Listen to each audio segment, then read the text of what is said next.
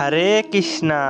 আজকে আমরা জানবো মোহিনী একাদশীর মাহাত্ম্য সম্পর্কে। মোহিনী একাদশীর মাহাত্ম্য। কর্মপুরাণে বৈশাখ শুক্লপক্ষের মোহিনী একাদশীর ব্রত মাহাত্ম্য বর্ণনা করা হয়েছে। মহারাজ যুধিষ্ঠির বললেন, হে জনার্দন, বৈশাখ শুক্ল পক্ষিয়া একাদশীর কি নাম, কি ফল, কি বিধি, এ সকল কথা আমার নিকট বর্ণনা করুন। উত্তরে ভগবান শ্রীকৃষ্ণ বললেন, হে ধর্মপুত্র, আপনি আমাকে যে প্রশ্ন করেছেন, পূর্বে শ্রী রামচন্দ্র বশিষ্ঠের কাছে একই প্রশ্ন করেছিলেন। তিনি জিজ্ঞাসা করেছিলেন, হে বর, আমি জনকনন্দিনী সীতার বিরহজনিত বহু দুঃখ পাচ্ছি, তাই একটি উত্তম ব্রতের কথা আমাকে বলুন, যার দ্বারা সর্বপাপ ক্ষয় হয় ও সর্বদুঃখ বিনষ্ট হয়। এই কথা শুনে বশিষ্ঠদেব বললেন, হে রামচন্দ্র, তুমি উত্তম প্রশ্ন করেছ।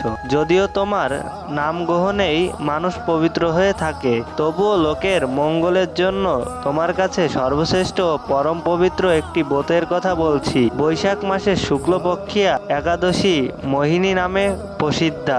এই ব্রত প্রভাবে মানুষের সকল পাপ, দুঃখ ও মোহজাল অচিরেই বিনষ্ট হয়। তাই মানুষের উচিত সকল পাপ ক্ষয়কারী ও সর্বদুঃখ বিনাশী এই একাদশীর ব্রত পালন করা। একাগ্র চিত্তে তার মহিমা তুমি শ্রবণ করো। এই কথা শ্রবণ মাত্রেই সমস্ত পাপ বিনষ্ট হয়। পবিত্র সরস্বতী নদীর তীরে ভদ্রাবতী নামে এক সুশোভনা নগরী ছিল। চন্দ্রবংশজাত ধৃতিমান নামে এক রাজা সেখানে রাজত্ব করতেন। সেই নগরীতেই ধনপাল নামে এক বৈশ্য বাস করতেন। তিনি ছিলেন পূর্ণকর্মা ও সমৃদ্ধশালী ব্যক্তি। তিনি নলকূপ, জলাশয়, উদ্যান, মঠ ও গৃহ ইত্যাদি নির্মাণ করে দিতেন। তিনি ছিলেন বিষ্ণু ভক্তি পরায়ণ ও শান্ত প্রকৃতির মানুষ। সুমনা, দ্যুতিমান, মেধাবী, সুকৃতি ও দৃষ্টবুদ্ধি নামে তার 5 জন পুত্র ছিল। পঞ্চম পুত্র ধৃষ্টবুদ্ধি ছিল অতি দুরাচারী। সে সর্বদা পাপ কার্য লিপ্ত থাকত।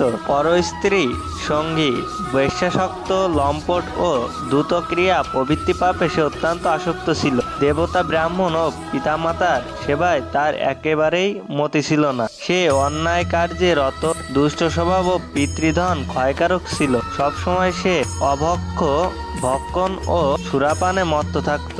পিতা ধনপাল একদিন পথ চলছিলেন। হঠাৎ তিনি দেখতে পেলেন দৃষ্টবুদ্ধি এক বেশ্যার গলায় হাত নিঃসংকোচে ঘুরে বেড়াচ্ছে। তার নির্লজ্জ পুত্রকে এইভাবে চৌরাস্তায় ভ্রমণ করতে দেখে তিনি অত্যন্ত মর্মাহত হলেন। এই কুস্বভাব দর্শনে ক্রুদ্ধ হয়ে তিনি তাকে গৃহ থেকে বার করে দিলেন। তার আত্মীয়স্বজনও তাকে পরিত্যাগ করল।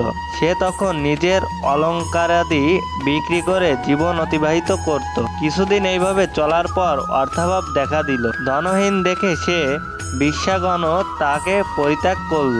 অন্ন বস্ত্রহীন ধৃষ্টবুদ্ধি ক্ষুধা তৃষ্ণায় অত্যন্ত কাতর হয়ে পড়ল। অবশেষে নিজের গ্রামে সে চুরি করতে শুরু করল। একদিন রাজপ্রহরী তাকে ধরে বন্দি করল, কিন্তু পিতার সম্মানার্থে তাকে মুক্ত করে দিল। এভাবে বার কয়েক সে ধরা পড়ল ও ছাড়া পেল, কিন্তু তবুও সে চুরি করা বন্ধ করল না। তখন রাজা তাকে কারাগারে বদ্ধ করে রাখলেন। বিচারে সে কষাঘাত দণ্ডভোগ করল। কারাভোগের পর অন্যান্য উপায় ধৃষ্টবুদ্ধি বনে প্রবেশ করল। সেখানে সে পশু পাখি বধ করে তার মাংস ভক্ষণ করে অতি দুঃখে পাপময় জীবন যাপন করতে লাগলো। দুষ্কর্মের ফলে কেউ কখনো সুখী হতে পারে না। তাই সে দৃষ্টবুদ্ধি দিবারাত্রি দুঃখ শোকে জর্জরিত হলো। এভাবে অনেকদিন অতিবাহিত হলো। কোনো পুণ্য ফলে সহসা একদিন সে কণ্ঠিন্য ঋষির আশ্রমে উপস্থিত হলো। বৈশাখ মাসে ঋষিবর গঙ্গা স্নান করে আশ্রমের দিকে প্রত্যাবর্তন করছিলেন। শোককুল দৃষ্টবুদ্ধি তার সম্মুখে উপস্থিত হলো। ঘটনক্রমে ঋষির বস্ত্র হতে এক বিন্দু জল তার গায়ে পড়ল। সেই জলস্পর্শে তার সমগ্র পাপ দূর হলো। হঠাৎ তার শুভবুদ্ধির উদয় হলো। ঋষির সামনে সে কৃতাঞ্জলি পুটে প্রার্থনা করতে লাগলো, হে ঋষিশ্রেষ্ঠ, যে পূর্ণ প্রভাবে আমি এই ভীষণ দুঃখ যন্ত্রণা থেকে মুক্তি লাভ করতে পারি, তা কৃপা করে আমাকে বলুন। ঋষিবর বললেন, বৈশাখ মাসের শুক্লপক্ষে মোহিনী নামে যে প্রসিদ্ধ একাদশী আছে, তুমি সেই ব্রত পালন করো। মোহিনী একাদশীর ব্রতের ফল, অর্থাৎ মোহিনী একাদশীর ফলে আমাদের জীবনে যে ফল লাভ হয়, এই ব্রতের ফলে মানুষের বহু জন্মার্জিত পর্বত পরিমাণ পাপরাশিও ক্ষয় হয়ে থাকে। মহামুনি বশিষ্ঠ বললেন, কৌণ্ডিন্য ঋষির উপদেশ শ্রবণ করে প্রসন্ন চিত্রে দৃষ্টবুদ্ধি সেই ব্রত পালন করল। মহারাজ রামচন্দ্র এই ব্রত পালনে সে নিষ্পাপ হলো, দেহ লাভ করলো। সে গৌড়ে আরোহণ করে সুপ্রকার উপদ্রবহীন কুণ্ঠধামে গমন করলো। আজন কে মোহিনী ব্রত থেকে আর শ্রেষ্ঠ ব্রত নেই।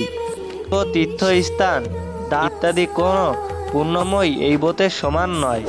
এই ব্রত কথার শ্রবণ কীর্তনে সহস্র গোদানের ফল লাভ হয়। রাধে রাধে।